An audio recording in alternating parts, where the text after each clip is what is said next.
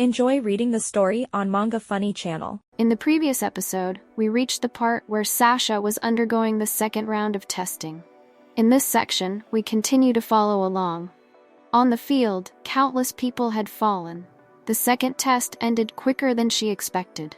It was said to be the shortest time in the history of nights. Round 2's participant group was number 87, Sasha. Victory. A total of 3 individuals passed the test. Veron, the first to introduce himself as a mercenary. Klaus, the second, shocked everyone with his unusual sword techniques. And Sasha. But she did not expect a third test. In her mind, she had many thoughts of helplessness.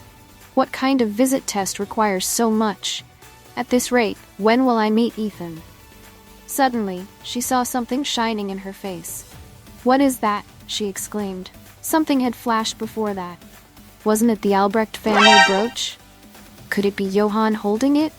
She guessed that Johann was standing far away and intentionally shining it in her face.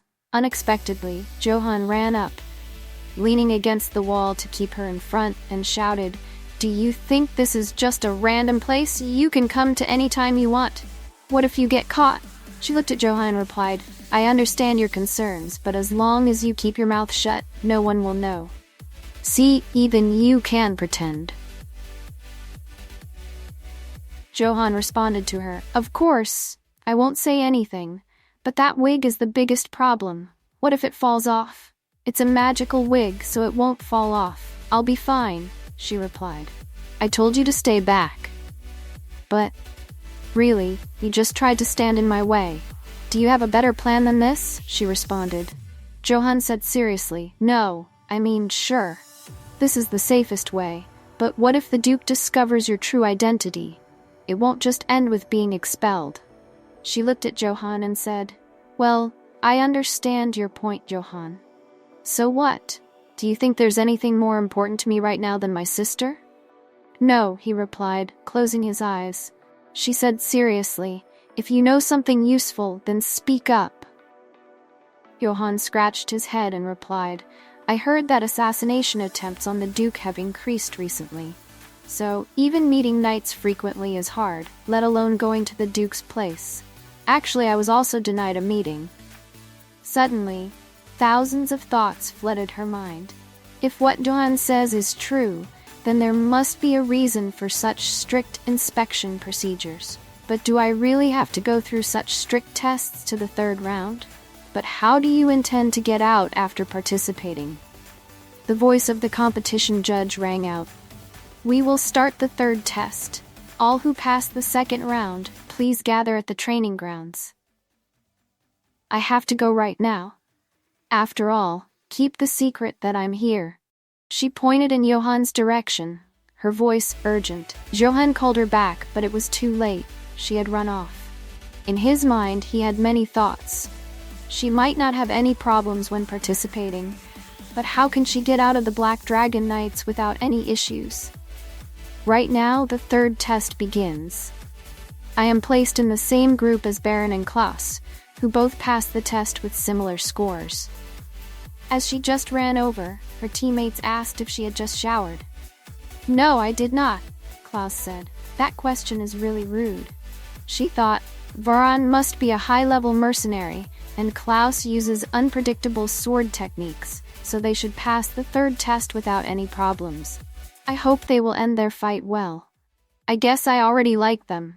Varan joked that he thought she ran away because she took too long. She patted her chest to affirm she did not run away. "Run away? No way. I will be the first in." The judge observed her and thought to himself, "It seems this is the promise of the Albrecht family, right?" Vigran thought, "I can't believe a kid like you passed the second test, but my question was answered during the break. I saw 2 people secretly talking. Vigran is the second son of the Ektra family. It must be wonderful for someone with such strong support. Joining the Knights must be easy. It seems he saw me with Johann, but luckily he didn't understand what we were talking about." Vigran raised his voice. "I heard the third test is a direct one-on-one test with the teachers. But still, that's not too worrisome. Varan said to him. This guy has never even seen my skills. Klaus also chimed in. Well, your words are. Vigran boasted to her. I'm curious to see how easy they will be on you.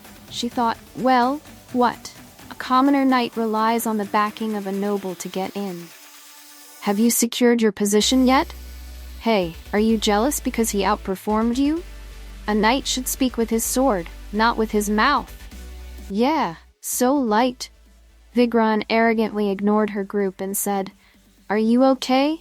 Did you get any cash or something? Even so, he passed the test all thanks to that.